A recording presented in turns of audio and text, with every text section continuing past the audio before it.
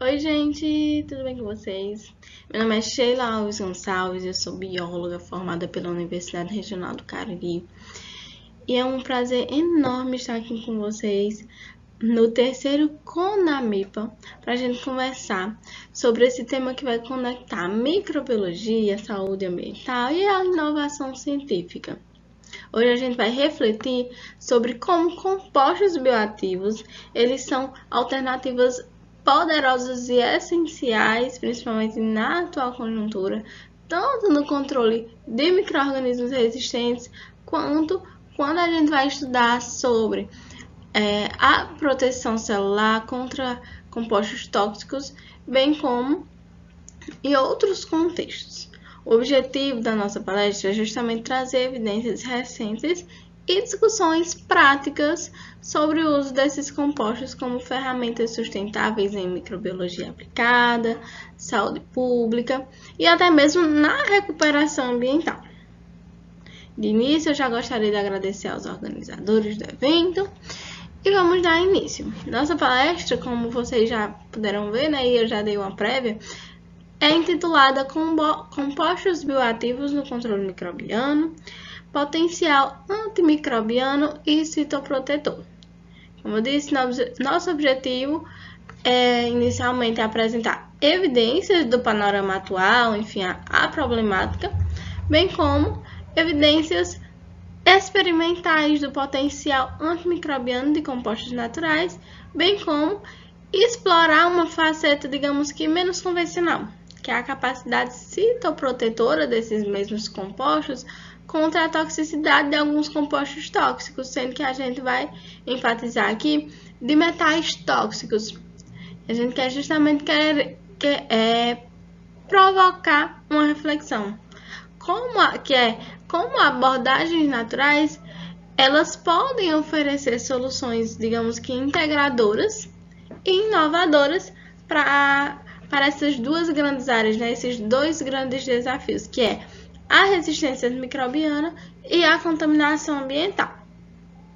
Então, vamos lá. De início, é interessante que a gente possa trazer justamente esse panorama atual, nossa problemática. E acerca disso eu destaco a microbiologia aplicada, certo? No contexto da resistência antimicrobiana, com o qual todos nós sabemos que a resistência antimicrobiana, sejam de bactérias, fungos, enfim, parasitas, ela é atualmente uma das maiores ameaças à saúde pública global. E ela é causada principalmente e justamente mediante as ações antrópicas mesmo. Isso porque o funcionamento dos antibióticos convencionais ele está se esgotando. Então, há necessidade cada vez mais urgente por novas alternativas. E a gente, paralelamente a tudo isso, a gente tem enfrentado a crise, uma crise, digamos que silenciosa, por causa dos compostos tóxicos que afetam a saúde dos ecossistemas e a própria saúde humana. A resistência antimicrobiana, em todo esse englobado dessa problemática, seja ela, isso já considerando a âmbito global, ela tende a impactar tanto a saúde pública quanto algumas, digamos que, demandas específicas, como a produção animal, enfim. Tanto que, segundo a OMS, se nada mudar, a resistência antimicrobiana ela pode ser responsável por até 10 milhões de mortes anuais até 2050.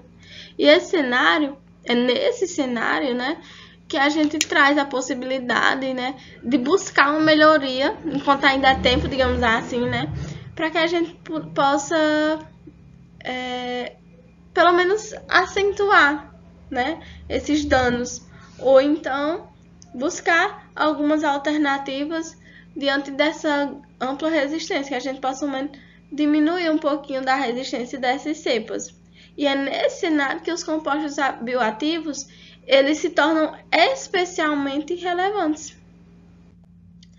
em que os micro-organismos eles possuem diversas formas de colonizar diferentes ambientes, entre eles ar, sol, lago, enfim.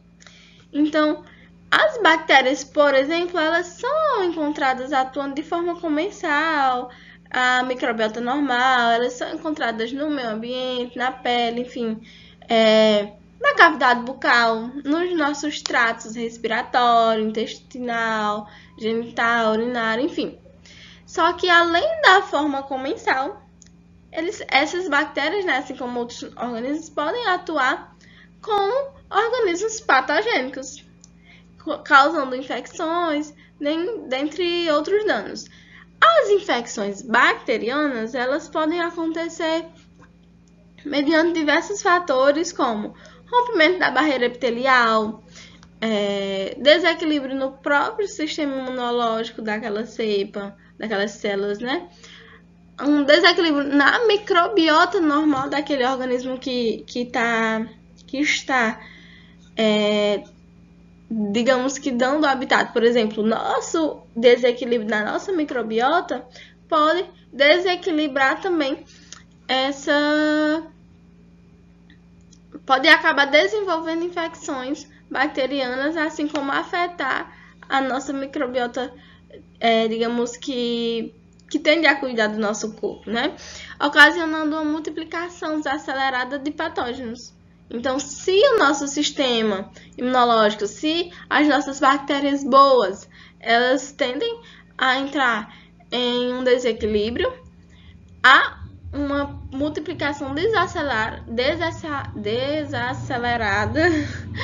de patógenos e uma exacerbante, ou seja, uma grande colonização em alguns órgãos que, por exemplo, não possuem essas cepas, ou até mesmo eram estéreis. E com o decorrer de diversas condições, a exemplo, a gente tem a descarga excessiva de lixo, de outros resíduos, enfim, no meio ambiente, como vocês podem ver na imagem, o consumo altíssimo de medicamentos, principalmente de antibióticos, quando não é uma infecção, então, ou então mesmo, até mesmo, a utilização errônea de medicamentos. Exemplo, seu médico passou para você tomar um antibiótico, você está com infecção, ou até mesmo você nem está, mas como para a gente saber que a pessoa realmente está com infecção de um tipo específico de bactéria, para que a gente pudesse realmente tratar, teria que fazer semeio daquele local. Por exemplo, se você está com infecção na garganta, eu teria que coletar uma amostra da garganta, fazer o semeio em uma placa, ou então usar outras técnicas que no mínimo, iria demorar um dia para você saber o resultado. Muitas vezes a pessoa está com infecção já, digamos que mais de um grau mais elevado, então os médicos passam medicamentos que, digamos que é de amplo espectro, daria para muitas cepas. No entanto, quando a gente passa quando os médicos, né, enfim, passam esses tipos de medicamento, acaba que tende a criar uma resistência de algumas bactérias que, por exemplo, tende a matar as do nosso corpo boazinhas, matar as que estão causando essa infecção, só que dessas que estão causando a infecção, ficam algumas. E essas algumas que ficaram, se elas não morreram, é porque elas estavam resistentes. E às vezes o médico mandou a pessoa tomar o medicamento por uma semana, a pessoa tomou por 4 dias, ficou boa, né? Parou de sentir o que estava sentindo e deixa pra lá. Aquelas cepas que resistiram, né? Que você não fez o tratamento correto, adequado, ou até mesmo tomou um medicamento que não era para tomar, elas vão se multiplicar. Porque você parou de tomar o medicamento, não está controlando. Assim como ao tomar o medicamento, você também diminuiu a quantidade de células do seu sistema imunológico, de bactérias boas. Então, elas estão se multiplicando de uma forma assim exacerbada e acaba que você desenvolve uma infecção ainda maior. E aquele medicamento que você tomou antes, que às vezes até fica um pouquinho, você tenta tomar para ver se serve, não vai mais servir. Então, isso é a resistência antimicrobiana. É um dos exemplos dos motivos, né? Então, assim como outros motivos associados principalmente a infecções no âmbito hospitalar, exemplo, no hospital a gente sabe que se uma pessoa fica internada é porque essa pessoa está numa condição bem grave. Então, se você vai para o hospital e às vezes não está nem muito doente também, né? Mas fica em um ambiente que uma pessoa está muito doente, você fica propício a pegar aquela infecção, a pegar aquela doença. Então, tudo isso acaba aumentando mais ainda a resistência bacteriana, fúngica, enfim, a resistência microbiana, ocasionando cada vez mais um aumento nos números de morbidade, ou seja, de doença, né? Bem como de mortalidade, de mortes de pacientes, enfim. E tende a apresentar cada vez mais toda essa situação uma ameaça à saúde pública mundial. Como eu disse, né? A gente já tem dados concretos de predisposições de como vai ser o nosso futuro, né? De mortes, de números de mortes exorbitantes até 2050. Então, as bactérias MDRs, elas adquiriram essa capacidade de resistência a diversas drogas após terem sido selecionadas. Como eu disse, após uso inadequado, o excessivo uso de fármacos antibacterianos, enfim, principalmente, né? Só que com isso, o tratamento convencional, com antibióticos de primeira escolha, eles se tornam ineficazes a essas infecções, caracterizando-se, né, a resistência antimicrobiana como um fenômeno que era evolutivo natural, ele acaba sendo adquirido, intrínseco, enfim, e amplamente associado a diversos outros fatores. E aí a gente tem algumas formas de que as células podem adquirir resistência. A exemplo, uma célula bacteriana, que ela pode adquirir resistência a partir da modificação da própria permeabilidade da membrana plasmática, né? Aquela membrana lipoproteica, enfim, a partir de mecanismos de bombas de efluxo, que é o quê? Vai entrar o medicamento na célula, aí ela joga o medicamento para fora, joga algo que seja tóxico para ela, que vai causar um mal para ela. Além disso, a gente tem a modificação de algumas vias, de algumas enzimas, enfim, que iriam reconhecer tudo isso e que iriam causar a morte ou até mesmo iriam atacar de alguma forma aquele patógeno. Então, só que o que acontece? Elas vão adquirindo mais e mais resistência àquele medicamento e aquela pessoa tende a piorar cada vez mais, certo? Então, como proposta, a gente traz justamente a possibilidade de utilização dos compostos bioativos. E sendo que esses compostos bioativos, a gente destaca eles justamente porque a gente tem uma diversidade de fontes naturais muito grande e sendo que já foram destacadas diversas propriedades, inclusive antimicrobianas, dessas fontes naturais. Mas o que seria, eu pergunto para vocês, né? O que seriam compostos bioativos? Bom, como o próprio nome já diz, né? São moléculas que são produzidas por seres vivos que possuem, né, uma atividade biológica específica, direcionada ou também a ser utilizada de outros modos. Seja ela uma molécula de uma planta, uma molécula produzida por uma planta, ou então uma molécula produzida por um animal. É um ser vivo, né? Então, que possui essa atividade biológica específica. E a gente tende a utilizar esses compostos bioativos para o nosso bem, é claro. Bom, a exemplo, eu trouxe o caso de que pesquisadores da UFPE, da URCA e da UFCA, eles descobriram recentemente que o cambuí, que é uma planta principalmente localizada na Chapada do Araripe, possui compostos com potencial antibacteriano, inclusive superior ao de alguns antibióticos convencionais frente a algumas cepas bacterianas multiresistentes. Aí o cambuí é essa planta que está indicada nessa primeira imagem, que é considerada uma espécie, digamos que emblemática daqui da região. E eu digo daqui da região porque eu sou do Cariri, né? Vou puxar uma sardinhazinha pro meu lado. E é uma espécie medicinal muito utilizada para o tratamento de diversas enfermidades. Então, tanto ligadas ao trato digestório, como exemplo a gente tem diarreias, enfim. Então, a partir de estudos, primeiramente, etnobotânicos, etnobiológicos, enfim, esses pesquisadores, né, descobriram que essas cepas eram utilizadas para o tratamento dessas enfermidades ligadas ao trato digestório. Então, eles foram buscar saber, né, será se combateriam, né, se essa potencialidade não tem a ver com eles terem uma certa ação antibacteriana. Eles foram ver e descobriram que elas podem, né, essa planta, ela pode acabar ter uma atividade antibacteriana, antimicrobiana, enfim, com alguns grupos específicos de bactérias, como as Enterobacteriaceae, do grupo das Enterobacteriaceae, que estão associadas a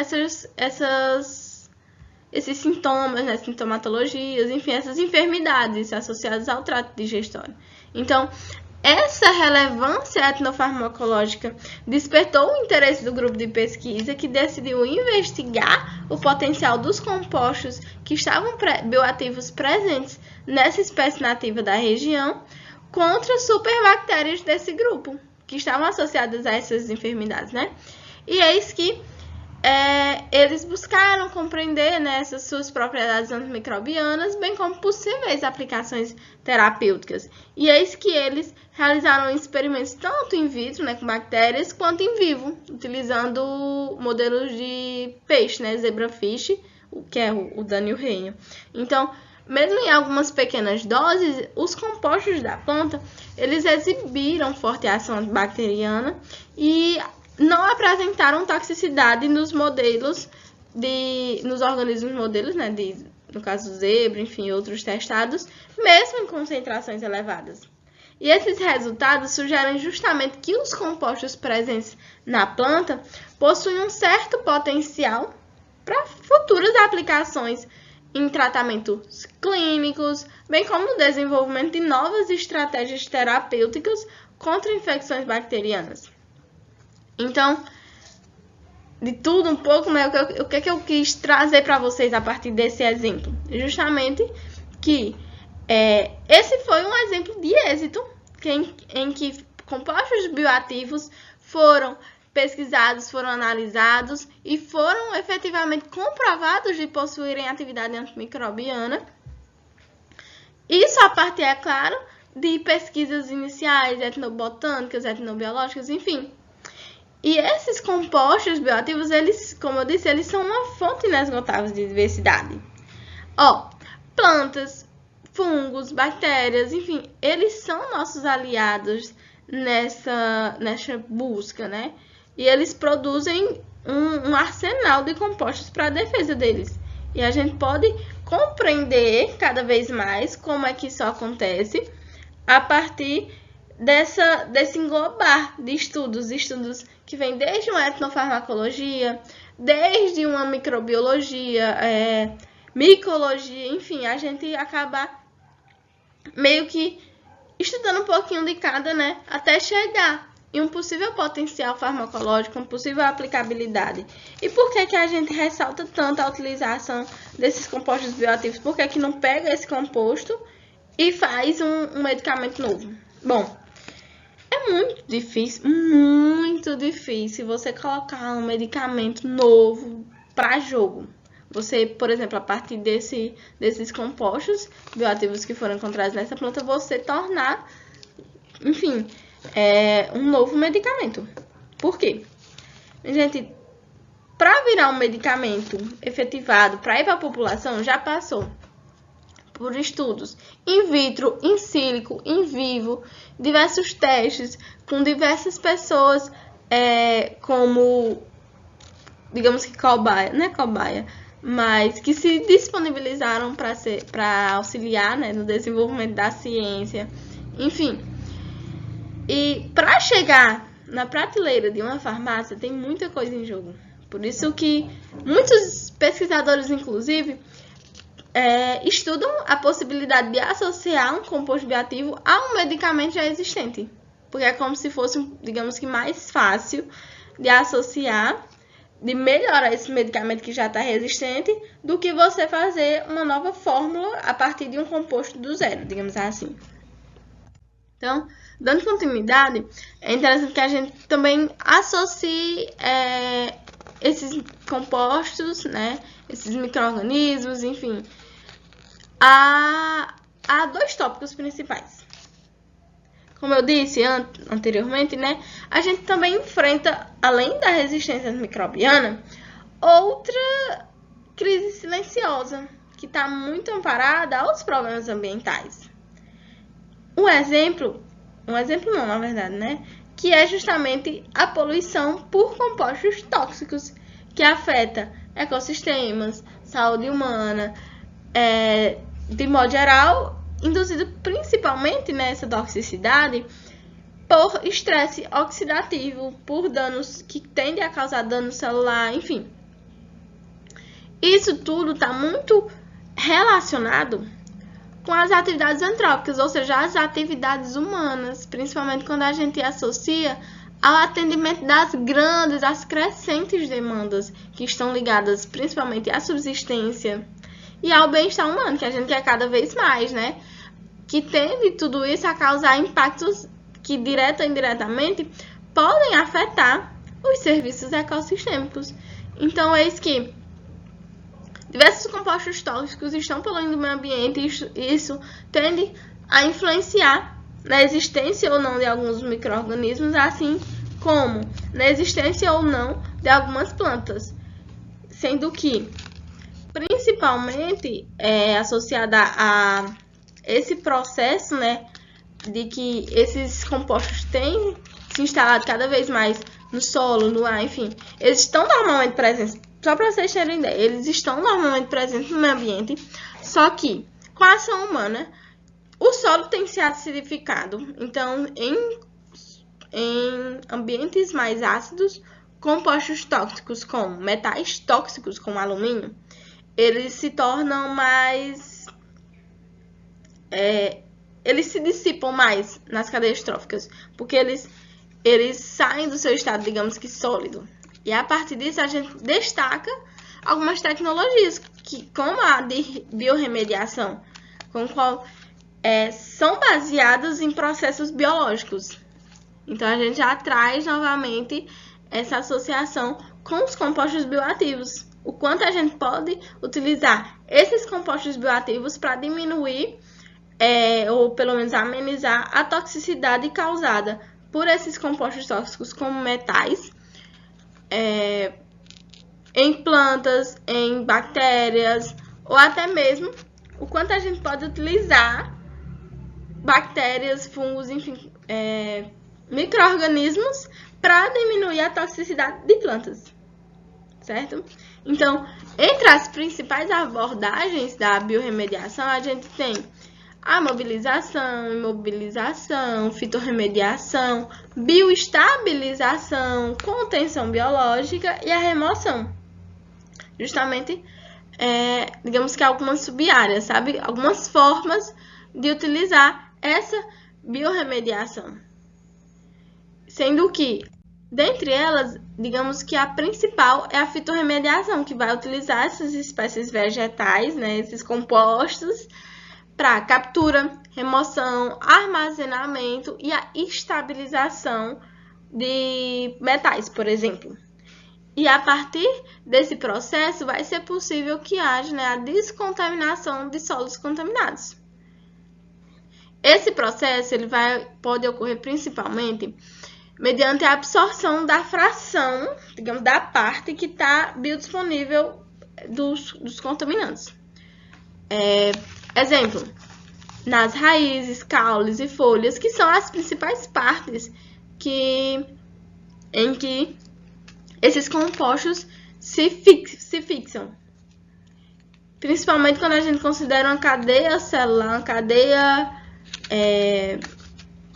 ecológica, digamos assim, né? Uma rede ecológica mais ampla, uma cadeia alimentar mais ampla, né? Em que cada vez mais esses compostos tóxicos tendem a se fixar nos organismos, até que quando chega na gente, por exemplo, a gente tende a se intoxicar cada vez mais em grande quantidade, seja por parte da alimentação, por parte da própria, você beber água, ou então ter contato, trazendo questões também sobre ambientes de trabalho. Algumas pessoas estão cada vez mais sendo expostas a esses compostos tóxicos, considerando ambientes de trabalho que são inadequados. Então, todos esses fatores devem ser levados em conta quando a gente for, por exemplo, realizar um projeto para uma intervenção ambiental, realizar um projeto para efetivação de ensaios para ver se a gente consegue mitigar aquela toxicidade daquele ambiente, certo? Então, e essa contaminação pode ser apresentada de diferentes maneiras e algumas estratégias baseadas em micro-organismos e em plantas, elas são cada vez mais crescentes, principalmente no interesse desses compostos bioativos derivados principalmente de metabólitos secundários, que são aqueles, digamos que, aqueles compostos que não são normalmente utilizados para a vida da planta, digamos, tipo flavonoides, enfim, são compostos que a planta não usa em sua totalidade, mas tem outras utilidades. Desses metabólitos secundários, alguns compostos fenólicos, como os flavonoides, eles são muito específicos e muito importantes.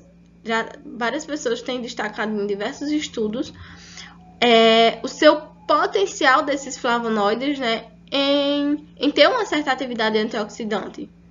Que, além disso, a capacidade de quelação de metais e deles serem agentes mitigadores, ou seja, deles diminuírem ou até mesmo acabarem com o estresse oxidativo induzido por metais. Isso a partir de diversos estudos. E a gente tem, inclusive, um tipo de flavonoide que é o flavonoide rutina, que é, no caso, o flavonoide que tem em diversos trabalhos, inclusive eu estudei esse flavonoide durante a minha graduação, enfim.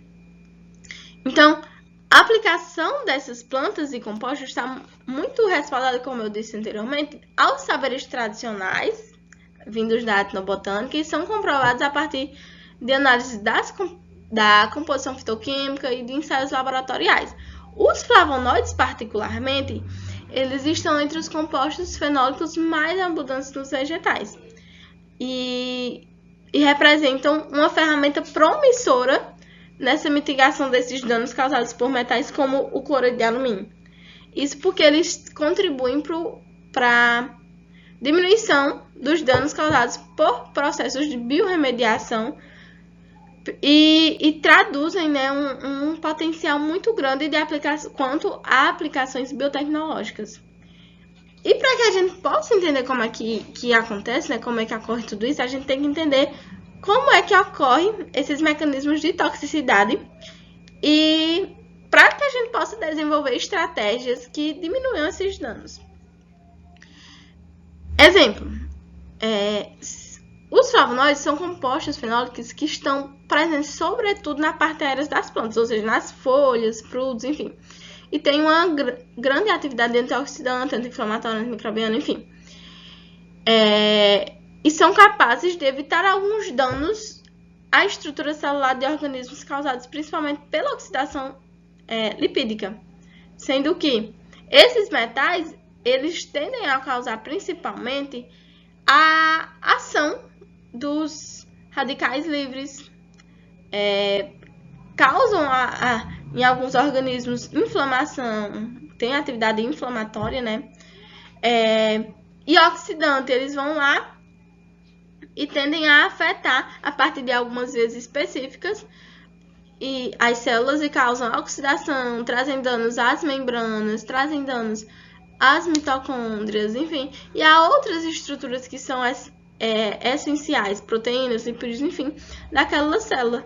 E a atividade antioxidante dos flavonoides, quando a gente considera sua estrutura química, enfim, traduz uma capacidade de eliminar os radicais livres que são causados, que são liberados a partir da inserção, por exemplo, desses metais tóxicos no meio ambiente, bem como esses flavonoides auxiliam na longevidade essa capacidade antioxidante, auxiliam na longevidade desses compostos, trazendo durabilidade. Esses radicais livres, como eu disse, eles são derivados de uma grande variedade de reações biológicas no organismo e podem danificar várias biomoléculas essenciais e são capazes, inclusive, de causar doenças como câncer. Então, esses compostos, eles podem ter essa ação contra células causadoras de câncer, anti-inflamatória, anticancerígena, enfim. Mas também uma ação antimicrobiana, como eu disse, trazendo já o nosso tópico anterior, que principalmente quando a gente considera que esses compostos fenólicos, eles podem perturbar a membrana citoplasmática, bem como interromper o fluxo de elétrons e do transporte ativo da célula, dentre outras atividades, que ela pode acabar desenvolvendo. Além disso, outras biomoléculas apresentam capacidade, apresentam atividade citoprotetora, principalmente, como eu disse, por sequestrar esses radicais livres, ter o potencial antioxidante, enfim. Aí aqui a gente tem a exemplificação dessa capacidade antioxidante, que é retratada sobretudo, como eu disse, na parte superior das plantas, frutos, folhas, enfim, e que esses radicais livres, essa atividade oxidante é causada principalmente por fatores externos, ações das mitocôndrias, erros e outros danos, enfim, que podem desencadear principalmente em danos às proteínas, a outras estruturas da célula que podem causar câncer. Então, metais como como alumínio, mercúrio, assim como os seus cloretos, cobre, chumbo, eles são considerados os principais poluentes com potencial carcinogênico, mutagênico, citotóxico, enfim. E eles podem causar alterações nas propriedades das células. Principalmente, como eu disse, por eles possuírem uma alta taxa de persistência, não serem biodegradáveis e se acumularem nos sólidos e nos organismos vivos, desencadeando os efeitos tóxicos, a partir principalmente da atividade pró-oxidante, promovendo a poluição e o acúmulo das espécies reativas de oxigênio, que são esses ROS. Que vai resultar, tudo isso, no estresse oxidativo. Então, isso vai acontecer de diversas formas nos organismos vivos, sendo que diversos vegetais de interesses agrícolas, diversas enfermidades em animais e humanos estão muito associadas a esse acúmulo de metais e de outros compostos tóxicos nos organismos vivos.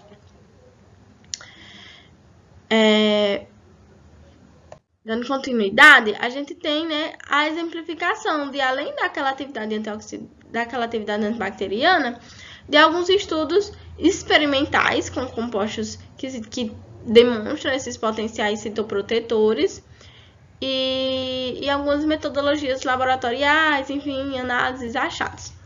Sobre isso, para responder, como eu disse, esses questionamentos, essas ideias, a gente vai para onde? Para a bancada.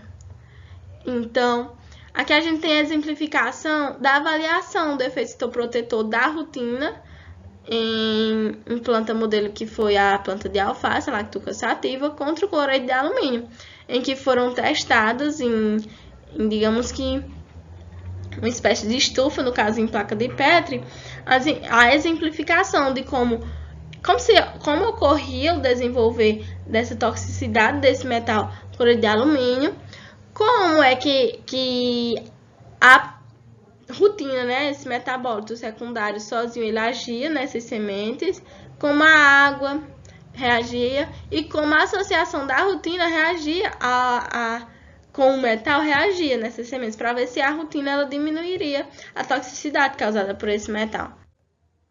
Sendo que para isso aqui, né, foram analisados diversos parâmetros. A exemplo, número de sementes germinadas, cálculo de índice de velocidade de germinação, quantidade de tamanho, questão de morfometria, comprimento da radícula, biometria da radícula e do caulículo, se havia a existência de anormalidades das plântulas, tudo isso seguindo um manualzinho, né, para análise de sementes. Aí a gente tem o restante da exemplificação da realização de experimentos, sendo que foi considerado um tamanho mínimo, é claro, né, de 1 milímetro de comprimento para uma semente germinada, e foram analisados por um período de 7 dias. Então, no fim, foi-se analisado o número de sementes germinadas por dia e outros componentes, e compreendeu-se que em algumas concentrações houve um impulso na germinação das sementes quando associadas ao flavonoide rutina.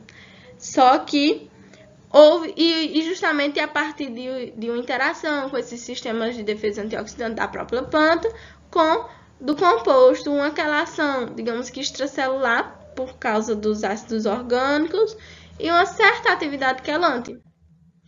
E dando meio que uma resumida no que aconteceu nesses estudos, né? Houveram ausência de compostos absorventes, questão de visuais, né? Traços visuais, ausência de compostos absorventes, pelos absorventes mais aglomerados, mais finos, menos ramificações secundárias, raízes que estavam, digamos que menos desenvolvidas, mais levantadas do papel, colorações amareladas que indicavam a oxidação, assim como extremidades mais escurecidas, entre outras causas, além da questão da germinação, do tamanho, enfim, que tendem a ser analisadas e que podem ser consideradas como danos a essas plântulas, né? A gente tem diversos mecanismos que acabam estando envolvidos. Então, de acordo com os resultados desses estudos, verificou-se que alguns metais tendem a interferir no crescimento, em algumas concentrações tendem a interferir no crescimento, na germinação, só que principalmente interferem no desenvolvimento das plântulas. Então, às vezes você está comendo a plantazinha, que ela está, digamos que menos desenvolvida, mas está lá comendo, né, você? Só que o quê? Diversos mecanismos podem estar envolvidos no sentido dessa plântula ela ter germinado, só que ela não se desenvolveu bem, principalmente por causa de alguns processos de distribuição de reserva, de quelação extracelular, mitose nas células do meristema, das raízes principalmente, enfim. Que as raízes, como eu disse, elas são as principais estruturas que tendem a ser impactadas, né, quando consideradas essa toxicidade por metais. Então, diversos estudos trazem danos às plântulas, assim como danos a algumas espécies bacterianas, certo? A gente tem só uma análise desses estudos, de que algumas concentrações promoveu efeitos significativos ou não promoveu, enfim, teve uma ação aditiva. Do mesmo modo que o composto ele pode ser positivo para o crescimento e desenvolvimento daquele organismo, mas ele também pode ter uma ação aditiva negativa. Então, a partir disso, é interessante que a gente também possa analisar o que está acontecendo. E tudo isso acaba nos levando a 2 pontos positivos e negativos dessa utilização desses compostos. Sejam eles, por exemplo, a fitorremediação, ela é mais efetiva, ela é não destrutiva, ela é economicamente e socialmente mais viável, no entanto, ela pode trazer alguns resultados negativos. Exemplo, trazerem os resultados, né, mais lentamente, alguns metabólitos podem ser tóxicos, pode acontecer de haver um bioacúmulo na cadeia trófica, ao mesmo tempo que pode trazer resultados positivos, mas ela também pode se acumular, né? E o que é que esse bioacúmulo pode nos trazer também? Então é interessante que a gente possa entender isso mais a fundo, assim como uma certa aplicabilidade mais difícil. A gente tem também como trabalhar isso em algumas espécies bacterianas e fúngicas. Aí tem-se o estudo, né, que analisou inicialmente o potencial antibacteriano desses compostos bioativos frente a bactérias e fungos, e também no sentido de diminuir a toxicidade daqueles compostos, certo? E aqui a gente, só para, digamos que, trazer outra visão desses compostos, a gente pode destacar o quanto, ao mesmo tempo que a gente pode combater essa toxicidade, combater essa resistência, tem muitos fungos, muitas bactérias, enfim, muitos organismos que auxiliam no desenvolvimento de algumas plantas. Ou seja, essa importância reversa. O gênero fungo Trichoderma, por exemplo, é um gênero muito importante porque ele auxilia no desenvolvimento, auxilia no crescimento de diversas plantas.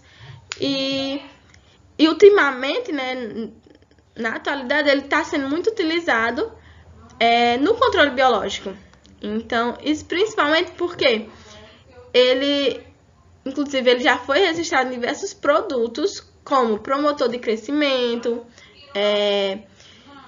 acaba também afetando alguns organismos que tendem a causar danos às plantas, uma vez que ele coloniza plantas, substratos diferentes, de diferentes características, se adapta a diferentes ambientes, principalmente a temperaturas extremas, solos salinos. Então, ele tem uma grande aplicabilidade. E, por fim, a gente tem algumas aplicações em saúde pública, biotecnologia e recuperação ambiental. O desenvolvimento de fitoterápicos nesses âmbitos, né, tem se desenvolvido cada vez mais, só que a gente ainda demanda de atuações. Na saúde pública, por exemplo, desenvolvimento de fitoterápicos ou adjuvantes para tratamento de infecções, potencialmente seja reduzindo a dose ou então modificando alguns antibióticos convencionais. No âmbito da biotecnologia, utilizando formulações de preservantes naturais para alimentos e cosméticos, ou até mesmo na criação de probióticos reforçados, assim como na recuperação ambiental, nessa biorremediação, tem surgido como um processo muito promissor, principalmente porque utilizar, no caso, né, micro-organismos protegidos por esses compostos em processo de descontaminação de solos e águas, enfim, tudo isso tende a utilizar o que a gente tem de grande, tem de qualidade, que são a biotecnologia, que é esses compostos que são as plantas, em um contexto mais experimental e, é claro que levando tudo isso para o ambiente também da população, da comunidade. Para concluir, eu gostaria de reforçar que a natureza ela continua sendo a nossa mais criativa e sustentável farmácia, e que a abordagem que a gente apresentou hoje integra o controle microbiano, proteção celular e representa um passo em direção a uma microbiologia aplicada mais holística. Então, a gente precisa olhar para os ecossistemas e as interações ecológicas como uma fonte de inspiração para as soluções biotecnológicas, e deixa aqui uma mensagem final, no sentido de que o nosso potencial antimicrobiano, protetor, enfim, dos compostos bioativos não é apenas uma curiosidade de laboratório, mas sim uma promessa concreta para as inovações em saúde e ambiente. E cabe a nós, cientistas, explorar, validar e aplicar esse potencial. Gostaria de agradecer novamente aos organizadores, aos pesquisadores colaboradores e a todos vocês pela atenção. E fico disponível, né, para discutir ideias, responder as perguntas de vocês. Enfim, agradeço muito, muito, muito pela atenção e até mais!